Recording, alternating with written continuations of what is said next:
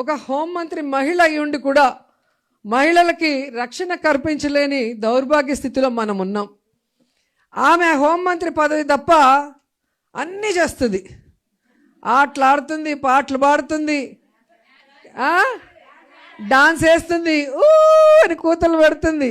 అమ్మ, నీకు ఇచ్చిన పదవి హోంమంత్రి అమ్మా, ఆడవాళ్ళకి రక్షణ కల్పించమ్మా. ఎవరైనా తప్పు చేస్తే వాడు ఎవడైనా కూడా వాడిని శిక్షిస్తే రెండో తప్పు అనేది జరగదు అంటే దానికి ఆమెకి టైం లేదు. అలా అంటాం. ఇంకో ఆమె మంత్రి ఉంది. ఆ మంత్రి పిఏ మీకు ఉద్యోగం ఇప్పిస్తాను, నాతో వస్తావా అని చెప్పి ఆడవాళ్ళ జీవితాల్ని నాశనం చేస్తుంటే ఆ మంత్రి పట్టించుకోకుండా జీవితాలు నాశనం అవుతుంటే చూస్తుంది. ఇంకో ఆవిడ ఉంది, అనిత సవిత సంధ్యారాణి. 3 ఎస్లు. ఎస్. ఈరోజు గుర్తొచ్చినాయా యాక్ట్లు, ఏంటది నోటీసులు? ఇప్పుడు ఈరోజు గుర్తొచ్చినాయా? ఈరోజు మేము ఏం చేసినా పద్ధతి ప్రకారమే చేస్తున్నాం. అది మర్చిపోకూడదు. పద్ధతి ప్రకారమే మేము చేస్తున్నాం. పద్ధతి ఉల్లంఘించి ఎక్కడా మేము చెయ్యం. మాకు కోర్టులంటే గౌరవం ఉంది, చట్టాలంటే గౌరవం ఉంది. అంటే దాన్నే అంటారు వాడుకొని తెప్పతగలేసే రకం ఉంటుంది తెలుసా? ఏదో అంటారు ఏరు దాటాక తెప్పతగలేయడం అంటారు.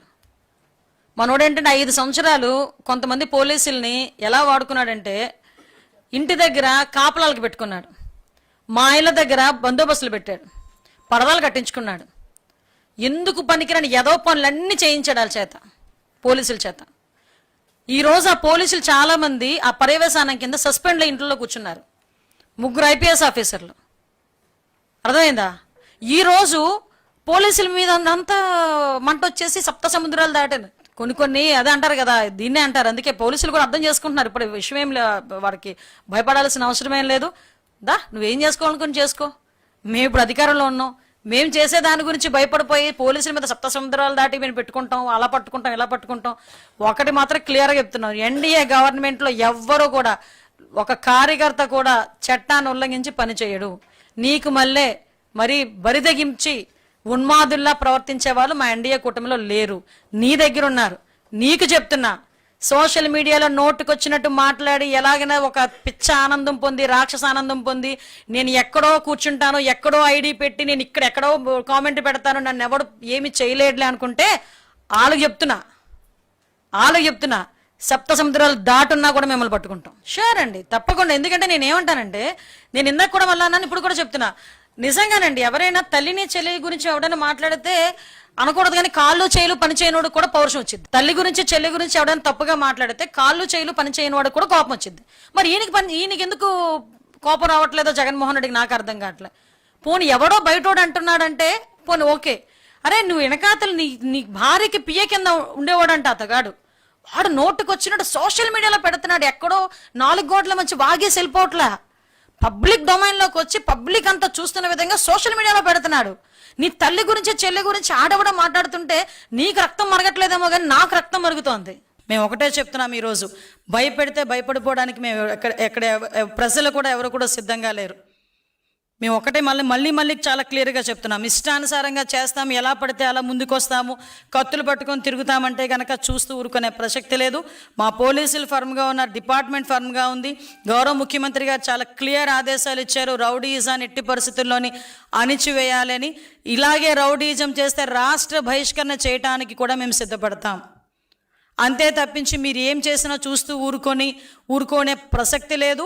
ఊరుకోమని కూడా మీ అందరికీ కూడా హెచ్చరిస్తూ, ఇలాంటి ప్రయత్నాలు చేస్తున్న వాళ్ళందరినీ కూడా మానుకోమని వాళ్ళకి కూడా సూచనిస్తూ, దయచేసి తల్లిదండ్రులకి ప్రజలకి చివరిగా ఒక విన్నపం, ఇటువంటి రాజకీయ నాయకుల్ని, ఇటువంటి రాజకీయ పార్టీలని ఎంతవరకు మన మధ్యలో తిరగనిస్తూ మన పిల్లల భవిష్యత్తును నాశనం చేసుకుంటామో ఒక్కసారి ప్రజలు కూడా ఆలోచన చేసుకోవాలి. మళ్ళీ చెప్తున్నా, ఇలాంటి రాజకీయ నాయకులు వెనకాతల మన బిడ్డల్ని పంపించేటప్పుడు ఆ బిడ్డల తాలూకా భవిష్యత్తుకి భరోసా ఉండే నాయకుడు వెనకతలు పంపించాలి తప్పించి ఇలా కత్తులు పట్టుకుని తిరిగే నాయకులు వెనకతలు పంపిస్తే నీ బిడ్డ భవిష్యత్తు నాశనం అవుతుంది. ఈరోజు మేము స్కిల్ డెవలప్మెంట్ సెంటర్ లాంటివి పెట్టి ఈరోజు పిల్లలకి ఉద్యోగ అవకాశాలు ఇవ్వాలని, మీ యువతకు ఉద్యోగ అవకాశాలు ఇవ్వాలని మేము చూస్తూ ఉంటే, ఈరోజు ఆ వైఎస్ఆర్సీపీ పార్టీ నాయకుడు కత్తులు ఇచ్చి రోడ్డు మీదకి వచ్చి ఉన్మాదం సృష్టించమని చూస్తూ ఉంటే ఒక్కసారి తేడా కూడా ప్రజలు, తల్లిదండ్రులు కూడా గ్రహించాలని మీ అందరికీ కూడా తెలియజేసుకుంటూ సెలవు తీసుకుంటున్నాను.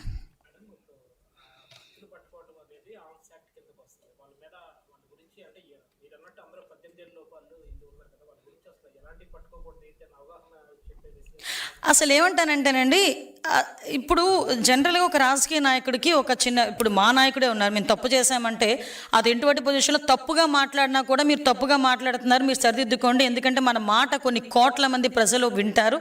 సో దానికి మాకు మాట మాట్లాడేటప్పుడు దానికి ఒక అర్థం ఉండాలి, అవతల వాళ్ళు యాక్సెప్ట్ చేయాలి అని చెప్పి మా నాయకుడు మాకు చెప్తారు.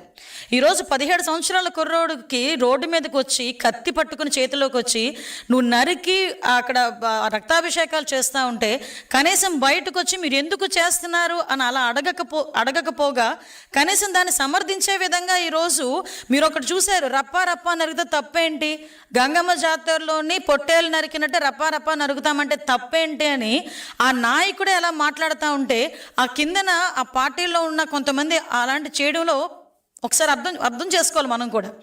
ఈరోజు పిల్లల భవిష్యత్తు అండి, చిన్న పిల్లల భవిష్యత్తు నిజంగా చాలా బాధ అనిపిస్తుంది. ఇంటర్మీడియట్ చదువుకొని డిగ్రీలు చదువుకున్న వాళ్ళు ఈరోజు జైలు పాలయ్యారండి. వాళ్ళ తల్లిదండ్రులకు ఎవరు సమాధానం చెప్తారు? వాళ్ళ తల్లిదండ్రులకు తెలుసా ఇలా రోడ్ల మీద కత్తులు పట్టుకుని వెళ్తున్నట్టు? కానీ సరే మనం చేస్తున్న పని ఇది తప్పు అని చెప్పుకోలేని నాయకుడా నేను అడుగుతున్నా. దానికి నిజంగా చెప్పాలి, ఆ రాజకీయ పార్టీ తాలూకా నాయకుడు, ఆ వైఎస్ఆర్సీపీ పార్టీ తాలూకా నాయకులు సమాధానం చెప్పాలి దీనికి. ఈరోజు ఇంతమంది భవిష్యత్తుని జైలు పాలు చేసిన వాళ్ళందరికీ కూడా వారు సమాధానం చెప్పాల్సిన అవసరం లేదా? కుటుంబాలకి ఉందా లేదా? వాళ్ళ కుటుంబాలకి ఏం సమాధానం చెప్తారు? వాళ్ళ కుటుంబాలకు సమాధానం చెప్పడానికి అని చెప్పి వాళ్ళ వెనకతల మళ్ళీ ఏదో ర్యాలీ చేస్తారు కదా, సంథింగ్ సానుభూతిగా, వాటి దగ్గరికి వెళ్తారా? ఏ మొహం పెట్టుకుని వెళ్తారు? ఒక్కసారి ఆలోచన చేసుకోవాలి కదా. బిడ్డల భవిష్యత్తు, ఒక తల్లిదండ్రులు 17-18 సంవత్సరాల పిల్లడికి వచ్చినాయి అంటే ఇంకో 3 సంవత్సరాలు నాకు అందొస్తాడు, నేను పడ్డ కష్టం అంతా నా కొడుకు తీరుస్తాడు, నా కొడుకు నన్ను చూసుకుంటాడని ఆనందంగా ఉన్న తల్లిదండ్రులకి ఇలాంటి జెండాలు చేతిలో పెట్టి కత్తులు చేతిలోకి ఇచ్చి జైలు పాలు చేస్తూ ఉంటే ఆ కుటుంబానికి ఏం సమాధానం చెప్తారు నేను అడుగుతున్నాను ఈరోజు.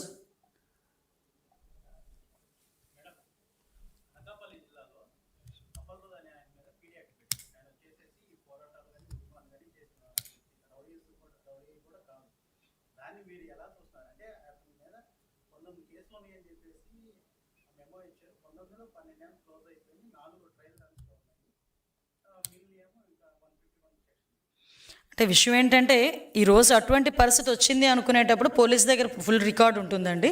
పోలీసులు అంటే దానికి కూడా ఒక పీడీ యాక్ట్ పెట్టేదానికి కూడా ఒక ప్రొసీజర్ ఉంటుంది. ఆ ప్రొసీజర్ ప్రకారం తీసుకెళ్ళకపోతే కోర్టులు కూడా ఒప్పుకోవు కదా. యాజ్ పర్ ప్రొసీజరే పోలీసులు చేస్తున్నారు.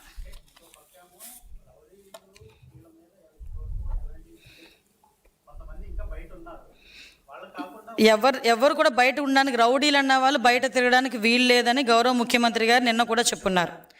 రౌడీలు అన్న వాళ్ళు మేము రోడ్ల మీద తిరుగుతాము, కత్తులు పట్టుకొని తిరుగుతామంటే కనుక ఎట్టి పరిస్థితుల్లోనే ఊరుకునే ప్రసక్తి లేదు.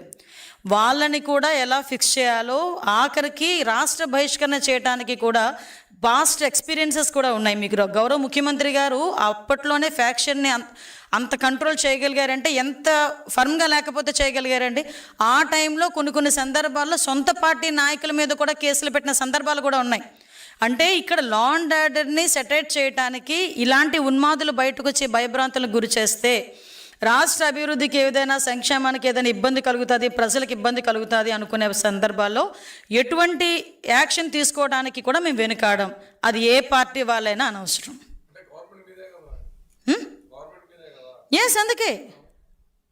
అందుకే మేమే చెప్తున్నాం, ఏ పార్టీ వాళ్ళైనా, అదే టీడీపీ వాళ్ళైనా, జనసేన వాళ్ళైనా, బీజేపీ వాళ్ళైనా, వైఎస్ఆర్సీపీ వాళ్ళైనా, ఎవరైనా కూడా రౌడీయిజం చేస్తే రోడ్డు మీదకి వచ్చి ఉన్మాదుల్లా ప్రవర్తిస్తామంటే కనుక మేము చూస్తూ ఊరుకోం. కంపల్సరీగా వాళ్ళని ఏ రకంగా వాళ్ళని జైల్లో పెట్టాలి, వాళ్ళని ఏ రకంగా అరికట్టాలనేది గవర్నమెంట్ నిర్ణయం తీసుకుంటుంది. లా అండ్ ఆర్డర్ విషయంలో ఎట్టి పరిస్థితుల్లోనే బ్యాక్ స్టెప్ వేసే ప్రసక్తే లేదు.